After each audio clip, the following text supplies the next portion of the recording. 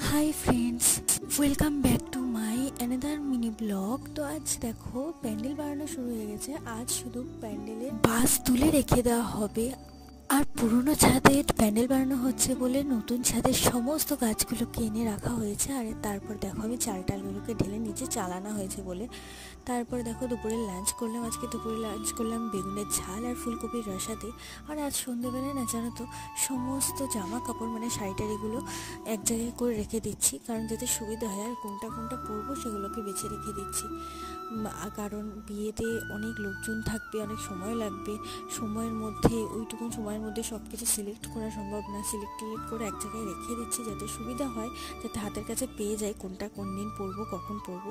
তো দেখো আমি এই শাড়িগুলোই পরবো, তো এক জায়গায় করে রেখে দিয়েছি। গায়ে হলুদের সময় আলাদা, সমস্ত কিছু আলাদা আলাদা পরবো বলে। আর এদিকে দেখো সন্ধ্যাবেলা বোন বেগুনি বানিয়েছে, সেটাই খেলাম। আর বেগুনিটা কেমন দেখতে হচ্ছে অবশ্যই কমেন্টে জানিয়ে। বাই।